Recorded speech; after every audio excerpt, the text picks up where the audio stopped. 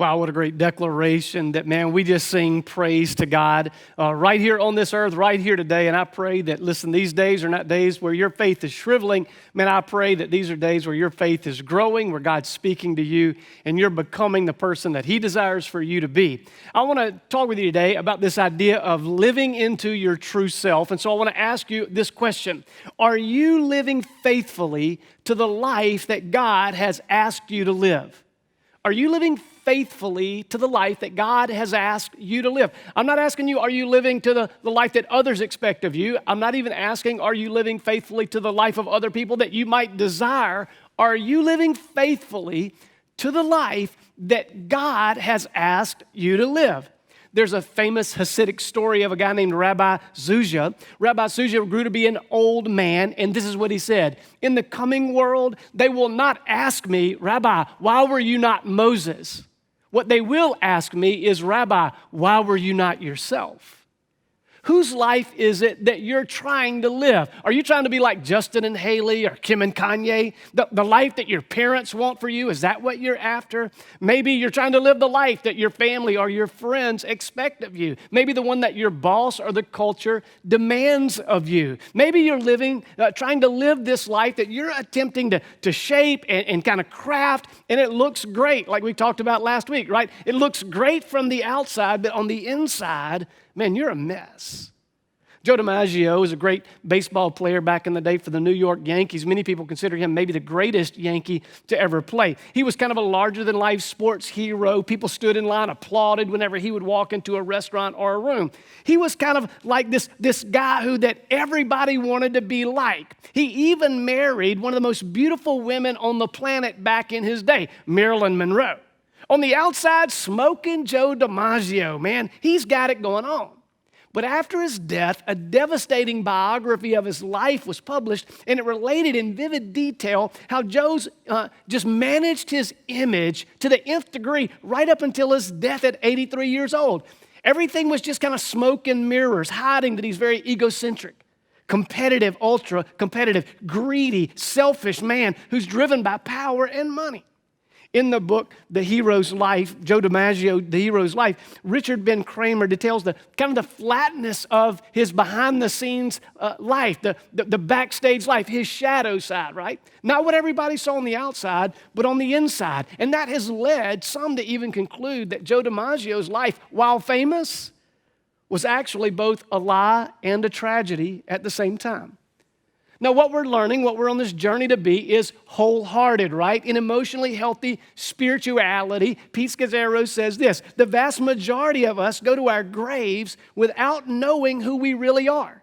Without being fully aware of it, we live somebody else's life, or at least someone else's expectation for us. Now, last week we talked about this guy named Saul, who was a lot like Joe Dimaggio, right? He was all about image management. On the outside, Saul looks good. He is tall, he is strong, he is handsome, he's choice. But on the inside, remember, he's insecure, he's jealous, he's filled with anger, he's very, very fearful. He's anointed by God and made a new man, but rather than living into his true self, he allowed his life to be ruled by and dominated by the opinions of other people, and by the holes that he had in his heart. Now today we're going to look at a guy who is the exact polar opposite of Saul. We're going to look at Saul's nemesis, a man named David. David was a man who lived with a whole heart. He was a guy who thought, reality is everything. Don't worry about the image. David wasn't perfect by a long shot, let's be real, right? David battled with sin like you battle with sin. David got scared at times. David battled struggled with his faith even at times. But he discovered the secret of loving God and living with a whole heart. And that's really the invitation to you today, right where you're sitting, right there on the couch, in your recliner, driving down the road, sitting on the porch, wherever you are. Here's the invitation, not from me. Come on, in this moment, this is an invitation from God to you, that you would step forward and take this journey toward emotionally healthy spirituality, that you would accept who you are and live true to the person that God created you to be. Now, like last week, we're going to look at a principle, an example, and then a couple walkaways quickly at the end. Here's the principle that I want to lay before you today that I think God wants you to hold on to and build your life on. It's the first step in becoming emotionally healthy. It's to see what God has for you. You have a true self, but it's oftentimes a battle to find it and to live it. You have it, but it's a battle sometimes to find it and to live it. David wrote a lot of the Psalms. A lot of it reveals just his journey toward emotional health and the things going on inside of him. One of the Psalms that he wrote was Psalm 139. It's an awesome psalm. If you've never read it, you need to. You probably will remember these words from it. Psalm 139, beginning in verse 13, says this: God, you formed my inward parts. You wove me in my mother's womb. I will give thanks to you, for I am fearfully and wonderfully made. Wonderful are your works, and my soul knows it very well. My frame was not hidden from you when I was made in secret and skillfully wrought, put together in the depths of the earth. Your eyes have seen my unformed substance, and in your book were all written the days that were ordained for me, when as yet there was not one of them. That passage is just very, very strong. In my own devotional reading, I just wrote out in the margin on those verses that God made me personally, particularly, and purposefully. And I know you can't read that, but that's what it says, that God made you personally, particularly, and purposefully. Can we think about that just for a second? That's what this psalm is saying, that God made you personally. You're not here by chance. I'm speaking over you that God made you by his choice. You are God's doing. Remember what Rick Warren wrote in the book, Purpose-Driven Life? There are accidental parents. You didn't plan to be a parent, but there are no accidental children. Every child is God's gift. And that's what David's saying. David is saying, God, you formed me. I'm your creation. And because you are his creation, God loves you more than you could ever possibly know. You see, true freedom comes when we no longer need to be special in everybody else's sight, because you already know that you are special in God's sight. You've been made personally by God, and you're deeply loved by him. You're made particularly. David says, you formed me. I'm fearfully and I'm wonderfully made. I'm skillfully wrought, put together, right? God's done this. This is what David's saying. God did not put him together on an assembly line, and he didn't put you together on an assembly line. There's not a heavenly assembly line that says, okay, we're making all men today. All right, we're making all tall today. All right, we're making all strong today. That's not the way it works. God specifically, uniquely, David says, has put us together. You've been declared a one of a kind. And listen, science backs that up.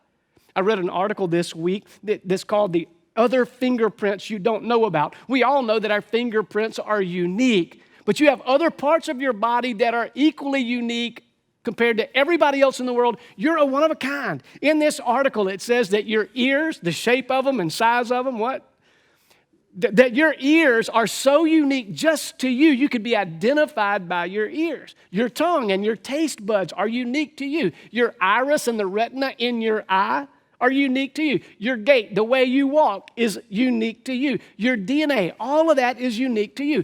Your facial structure. How are you opening up your iPhone these days? It's facial recognition. Unless you're my mama, she's still rocking that iPhone 4. Come on, you're bringing it strong, mama. I hear you. Right? She's holding on. Right? But it's facial recognition because you are unique. Nobody else can get into your phone. It's your face alone that can open up that phone. Now, if God took time and the energy to make you unique, come on, think with me. If God took time and energy to make you unique, don't you think that he wants you then to live in that uniqueness? That's what David is blown away by. That God made me as I am, and personally, particularly, just like this. And God made you purposefully. David said, God's got a plan. He knows all my days. Before I even got here, he already knew them. God had already numbered. It's not just the number, please listen. It's not just the number of his days, but the purpose of those days that are numbered. David in his lifetime had many jobs. Think about it. He's a shepherd. He's a singer. He's a songwriter. He's a soldier, and he ultimately became king. Many jobs, one purpose.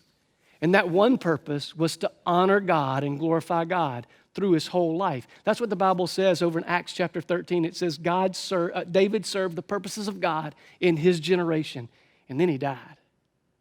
There's a lot of stuff David did do and could do, but the one thing that he lived his life for was the purpose of God. And God has a purpose for you. God put you here to do a certain number of things in these number of days that you have. Now, I know some of y'all are like that dude who said, man, right now I'm so far behind, I may never die if I'm supposed to get all that done, right?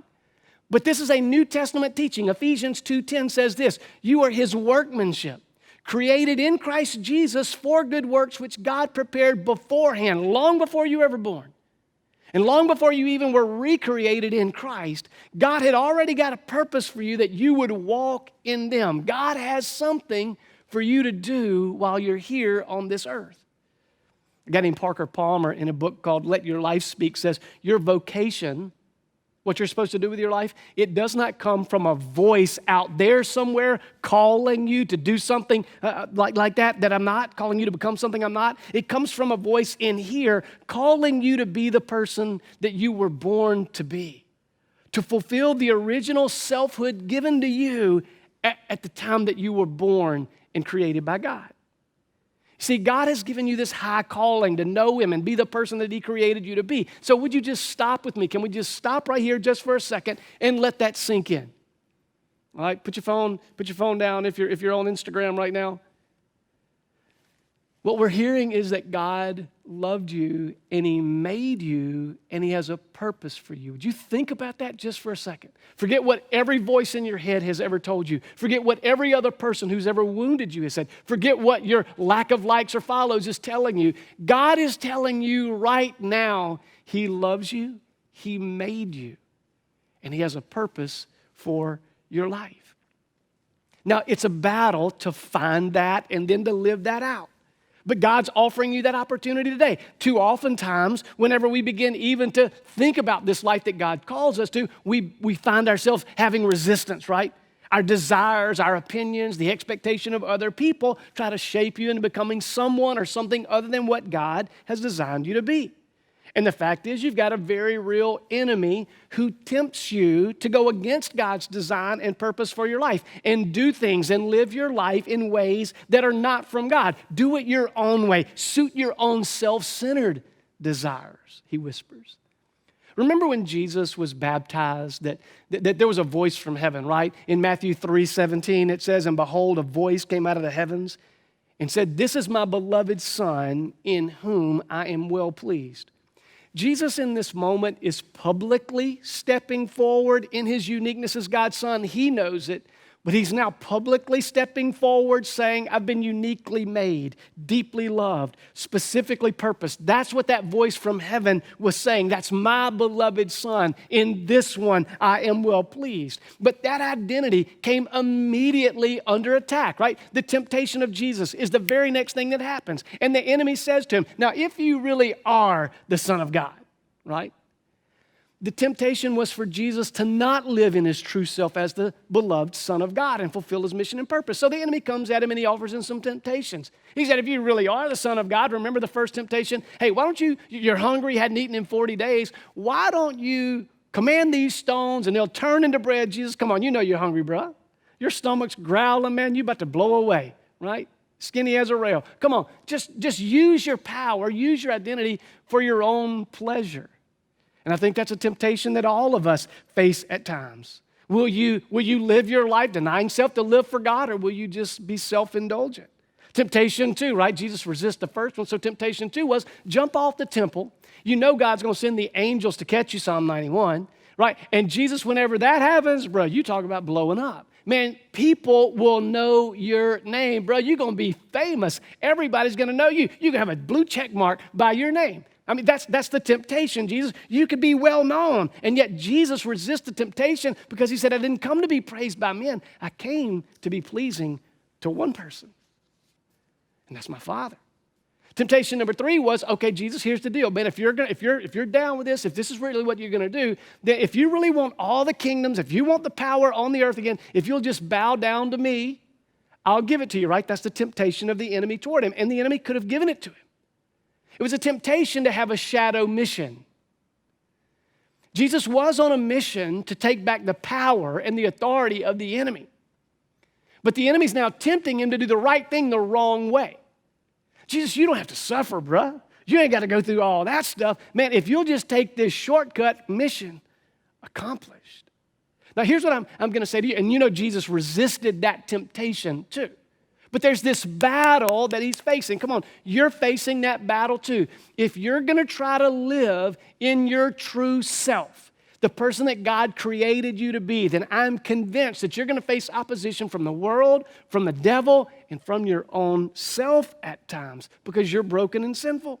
But here's the good news, you can do it.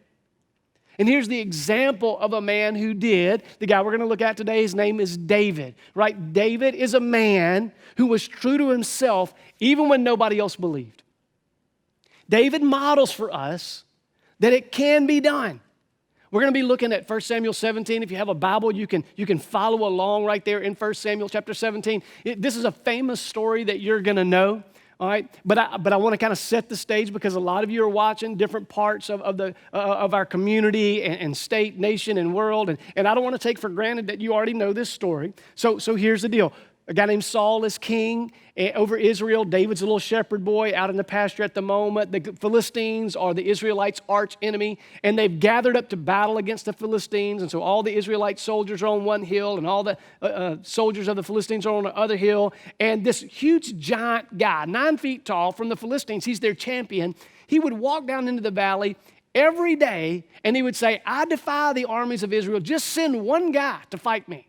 And if I win, y'all will serve us. But if you win, we'll serve you guys, right? It was a battle to the death. Only one person was going to have to die. And so that was the deal. He does this 40 straight days. And every day, whenever he would walk down and make this challenge, 1 Samuel 17:11 says this, when Saul and all Israel heard these words of this Philistine, they were dismayed and greatly afraid. Now, track with me for just a second. Saul is uniquely made, deeply loved, purposefully called to be king, and yet his life is being ruled in this moment by fear and dismay. And it's not just him, it's all Israel with him. Can I just say to you right now that people who learn to live according to their true God-given self, you're in the minority. You're in the minority.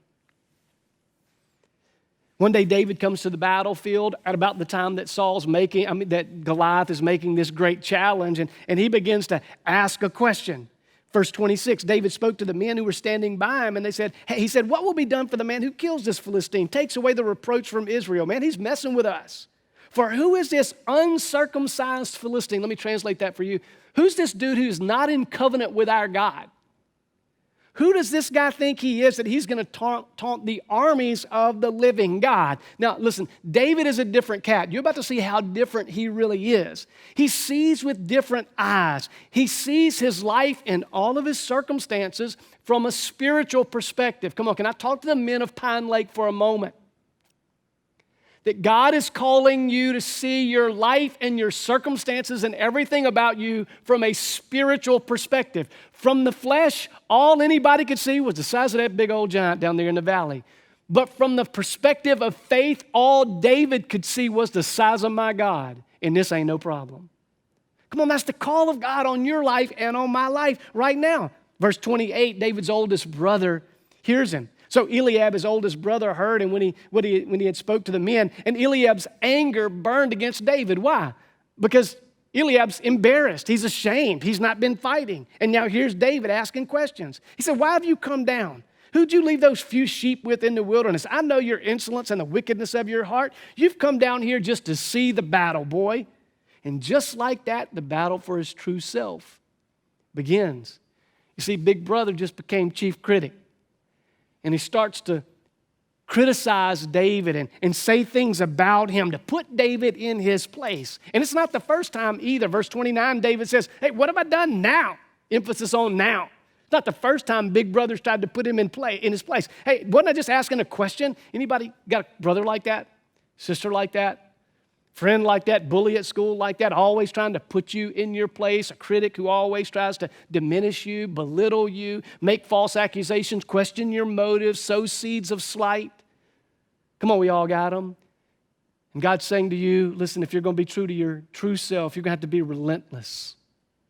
Be relentless. Don't be deterred by the voices of your critics. Saul somehow heard that there was somebody in the camp who might be willing to go down there and fight Goliath. So he said, hey, bring him to me. And it's David. And David said, Saul, I got this. Verse 33, Saul looks at him and says to him, hey, you're not able to go against this Philistine to fight with him. Look, you're just a youth. You're just a kid, man. This dude's been a warrior since he was, just a small youth.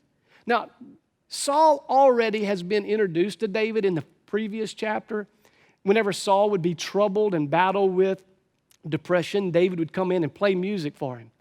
So all Saul can see is this sawed-off little, young man who plays the harp, and he's going to go fight Goliath. That is not happening. The battle's intensifying to David. Is he really going to be true to himself? His boss is saying, bro, you ain't got the experience. Man, you don't have what it takes. This guy's going to eat you alive. Come on, you ever heard that? You ever heard that voice in your own head? You ever had somebody say that to you? You don't have what it takes. You ain't going to make it. Verse 34, but David said to Saul, no, your servant was tending his father's sheep when a lion or a bear would come and take a lamb from the flock, and I would go after him and attack him. Come on, David is a different cat. If you was the shepherd, you would be like, oh, my bad, that one got away, right? Circle of life. Circle of life, that's what you would say. But not David. He said, man, I would go and I would rescue it from his mouth. And when he rose up against me, I'd seize him by his beard and I struck him and I killed him. He said, your servant has killed both the lion and the bear, and this uncircumcised Philistine, he's going to be like one of them, since he has taunted the armies of the living God. Again, do you see it? David's not looking at it like everybody else sees it from the flesh. He's seeing this opposition from the eyes of faith. And David said, the Lord who delivered me from the paw of the lion and from the paw of the bear, he will deliver me from the hand of this Philistine. You see, David's saying, bro, you must not know about me, and I know you don't know about my God, because there ain't nobody and no thing that my God cannot handle. Last week, we had learned about this guy named Saul, right, who lacked a personal relationship with God. Everything about his spiritual life was secondhand. He got everything from Samuel. He didn't have a personal relationship with God. And yet David, right now, what you're learning is he's the exact opposite. He and God are like this, man. They're close. They're connected. And so David sees all of his life as an opportunity to just show how awesome God is. This giant ain't nothing but a thing when God's on your side. Can I say that over you? The Pine Lake family, this is my prayer for you, is that we would all individually and then collectively have a faith in God that is so huge that no matter what you're facing, you would have the mindset that says, whenever God's on my side, this ain't nothing but a thing.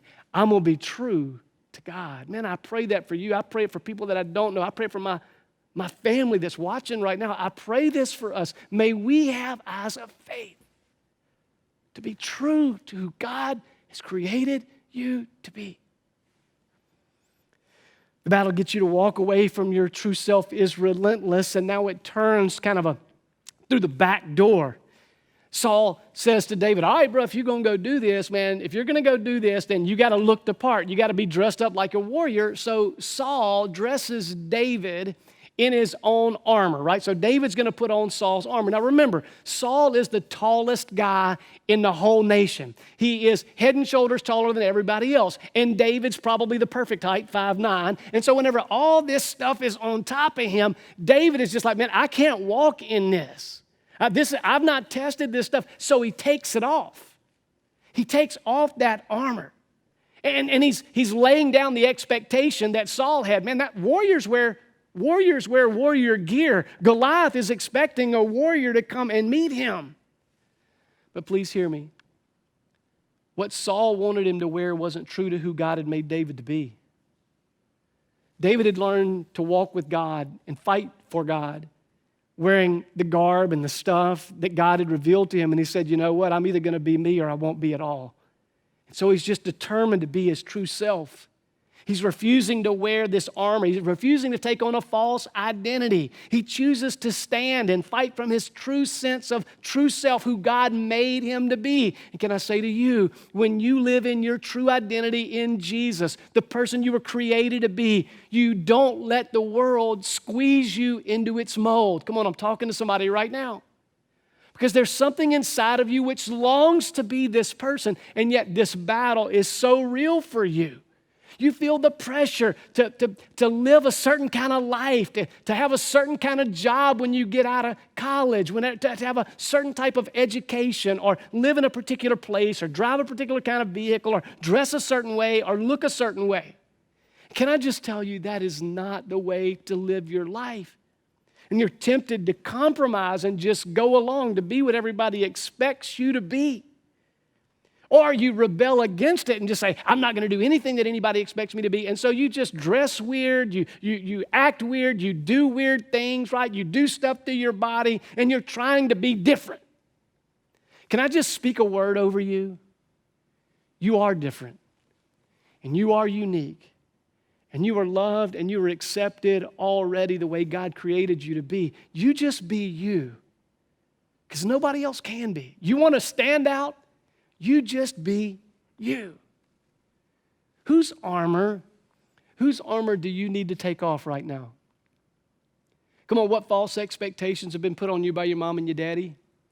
What false expectations by your culture? Come on, you think that if you go to college, you have to have a certain profession, and I'm just speaking over some of you. Listen, God created you and wired you to be you, not your daddy. And can I speak to some daddies and mamas? Would you just quit putting pressure on your kid to be a certain person that you want them to be, and would you help them to know who God created them to be? Help them discover that. That verse in Proverbs, it says, train up a child in the way he should go, and when he's older, he won't depart from it. Can I tell you what that really means? It doesn't mean you pound religion into them so that they'll get it. Here's what that word means. It means that your job is to train them up into the thing and the person that God created them to be. And then when they get older, they won't hate their job, but they stay at it because they get well paid. It means that they will begin to live the purpose of God and feel the pleasure of God because they know that they are loved, uniquely made, and purposefully called. Come on, this is a breakthrough for many of us. And it's a battle for us. And if you persist, the battle becomes even more overt and hostile. The haters begin to be revealed. Verse 41 in 1 Samuel 17 says this, then the Philistine came on, so he's now about to go fight Goliath. The Philistine comes on and he approaches David with his shield bearer in front of him. And when the Philistine looked at and saw David, he disdained him. He's insulted, for he's but a youth and ruddy with a handsome appearance. And the Philistine said to David, man, am I a dog? You come out here to me with sticks. And the Philistine cursed David by his gods. And the Philistine also said to David, come here, boy, and I'm going to give your flesh to the birds of the sky and the beasts of the field. Now, as much as I can tell, this may be the first time in the Bible there's smack talk, right? Goliath is talking noise to David, but that's what Goliaths do. That's what giants do. They try to make you fearful and intimidate you to keep you from being your true self. My small group was doing this study on emotionally healthy spirituality. We're in the midst of it. And one of the study guide questions right here is, hey, what do you think David felt? You ever thought about that?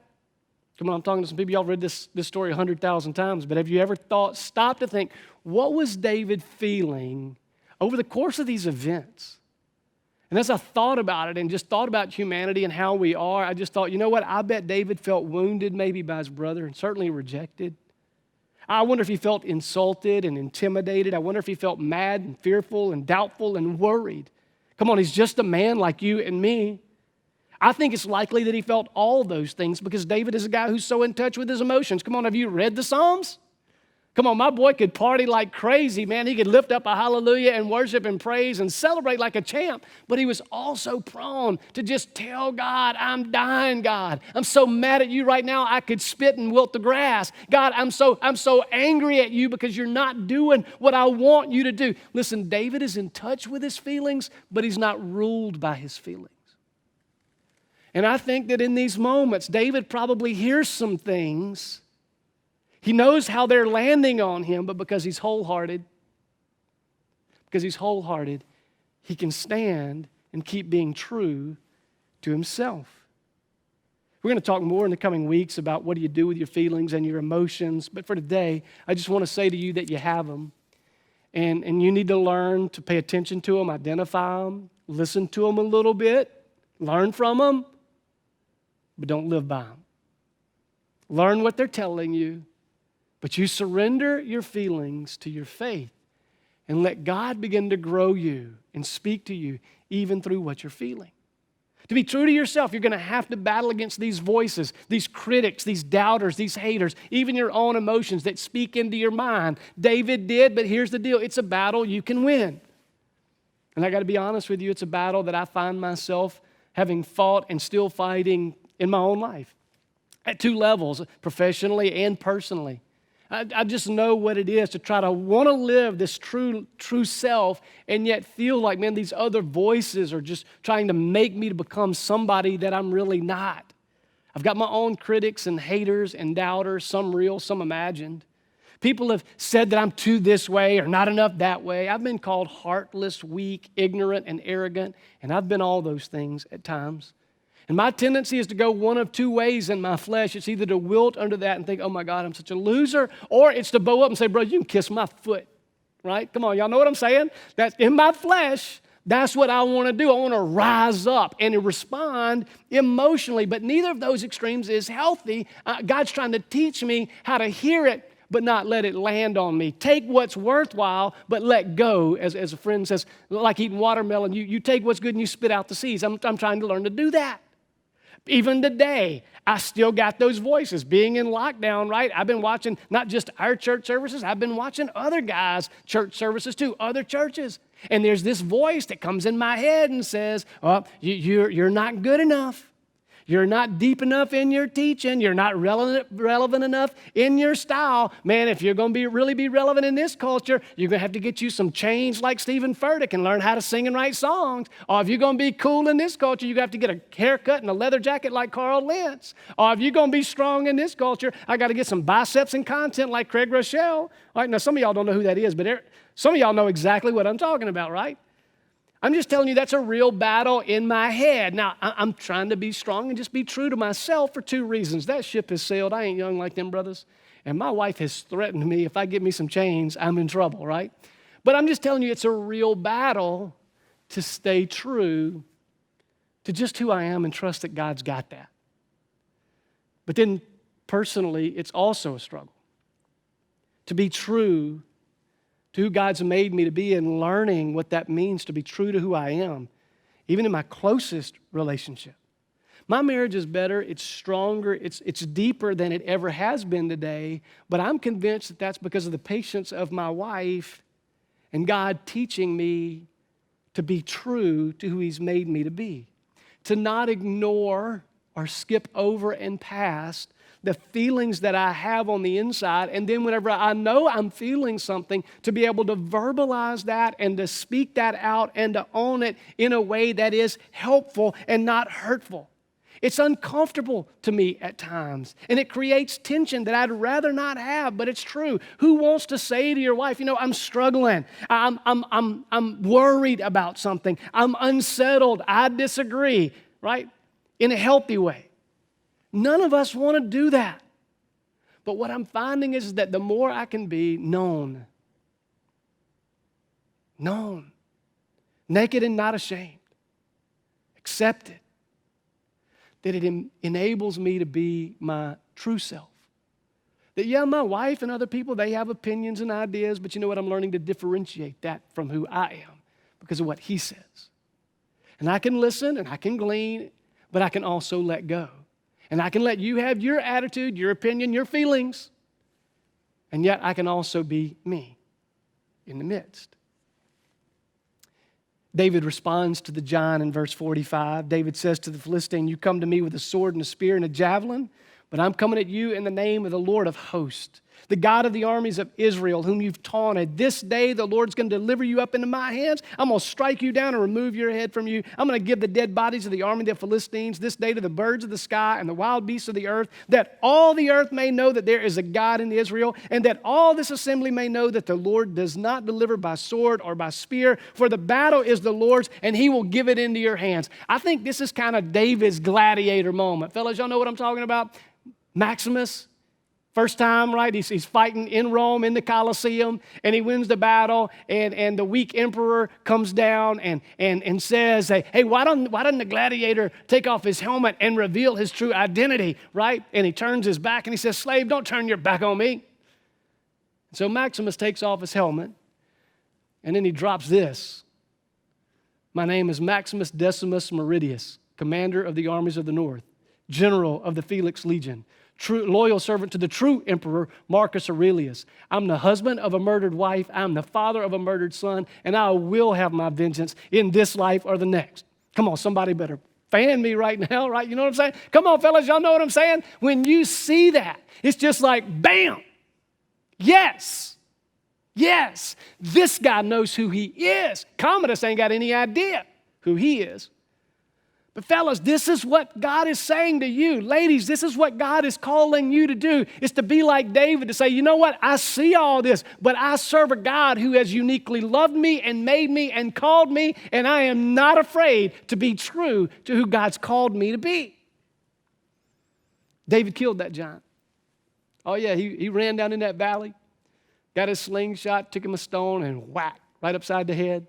Knocked Goliath out, took the Goliath's sword, and cut his head off, and he brought a great deliverance that day for the nation of Israel. Look, we can praise.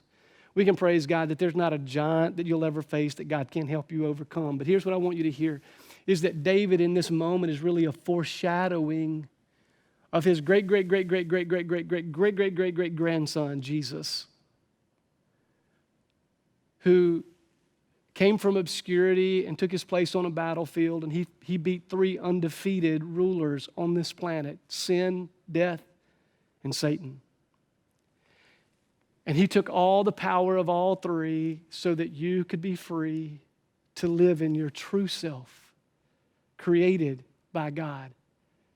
That's who he wants you to be. And listen, if you've never said to God, forgive me, come into my life, change me, I want to follow you, I want to be this person you've created me to be, just ask him right now. Just simply say, God, that's my prayer. Take my life. I give it to you. Now we're out of time, but here are the walkaways very quickly. If you're going to start living according to your true self, 2 things. Number 1, you're going to have to learn to spend time alone with God. There's no other way. There's no other shortcut. You've got to learn to spend time alone with God. Henry Nouwen wrote, solitude is the furnace of transformation. Without solitude, we remain victims of our society and we continue to be entangled in the illusions of our false self. Solitude is the place of great struggle and the great encounter. The struggle against the compulsions of the false self and the encounter with the loving God who offers himself as the substance of your new self and your new life. You see, silence and solitude, what I'm saying is you're going to have to learn to be still and be alone with God. This is the foundational element of you becoming emotionally healthy, a spiritual person. Come on, Moses, David, Jesus, all spent time alone, hearing from God, getting their true self from God so that they could live that true self in front of the world. Can I just say to you that COVID-19 has slowed us down? And I know the world's cranking back up, but I ask you, don't waste the slowdown. Don't waste the time that God is even allowing you right now. Don't fill your days with Netflix and movies and stuff like that. Don't just fill it up with other activities. You find a place and a time to sit and to be still before God and read the Word and pray and listen, and you let God call you into your true self that He's made you to have. That's where I believe faith and confidence grow and come from, in the secret place with God. We're going to learn more about this in a couple of weeks.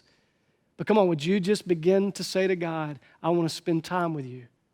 Set a reminder on your phone, but you begin to spend time with God. Here's the second thing. You're going to have to get okay with disappointing people. Now, I know that doesn't sound very spiritual, but if you're going to be true to yourself, you're going to have to get over what other people think about you. Come on, David disappointed his brother, Saul, Goliath. He's disappointing everybody, but he just doesn't care. He's being true to himself. Jesus disappointed a whole lot of people. He disappointed his mama and them. At one point, they thought he had lost his mind. He disappointed all of his hometown people. They tried to kill him and push him off a cliff. He disappointed his disciples and Mary and Martha whenever he didn't raise Lazarus or didn't heal Lazarus. He's disappointing the crowd whenever they wanted a Messiah that would deliver them from their earthly pains and give them food and bread every day. And yet Jesus was like, I'm not doing that. I don't live for you. I live for an audience of one. And so you're going to have to get okay with not being what everybody else wants you to be. You don't have to be mean, but don't give in. People might not like it, but they will get over it. You let the humility that Christ reveals to you in the secret place be the strength and the grace that you live. You live differentiated and yet knowing that I'm going to disappoint some people. Dr. Caroline Leaf has written a lot of books that my wife has found helpful. Particularly, I've listened to her a little bit too. She had this quote recently. It says this: "The version of me you created in your mind is not my responsibility." Come on, there are going to be a lot of people who've got a plan for you, and that ain't your responsibility. Would you just let them have whatever they think? You live for an audience of one. I read this story recently. I've heard it in various forms, and I'll close with it today. It's in this book, The Song of the Bird. Tony Dimaggio tells the story about this man who found an eagle's egg, and he took it and he put it in his hen house. And so the hen sat on the egg, and it eventually hatched along with the other little chicken eggs. And so the eagle just learned to grow up as a chicken, scratching around in the yard, digging up worms, eating a little corn, flap its wings every now and then just to fly into the coop. And so it just lived its life that way. One day, whenever he was old, he looked up in the sky and he saw this bird that was majestic and just floating on the wind, wings spread out. And he said, "Who is that?" And his chicken neighbor said, "Oh, that's the eagle. That's the king of the air. He rules the air, but we're of the ground. We just eat down here." And so the eagle put his head back down, and he just kept living like a chicken because he thought that's what he was. Can I just say to you, God didn't make you a chicken. He didn't make you a chicken. And I know that's a silly story, but I'm being serious with you. He did not make you to be like everybody else. He made you to rise. He called you to live a true self life. And that's His offering to you right now. And so could I ask you that question again? Are you living faithfully to the life that Christ called you to live? Because today would be a great day to start. I'm going to say a very short prayer. It's going to be one sentence long, actually. And then we're going to sing a song. Right? And I pray that it's more than a song, and please don't jump off the feed, right? Don't leave church yet. It's a song that just says, "I am who He says I am." And I want it to become your prayer. I want it to become your words where you say to God, "I am chosen. I am not forsaken. I am who you say I am."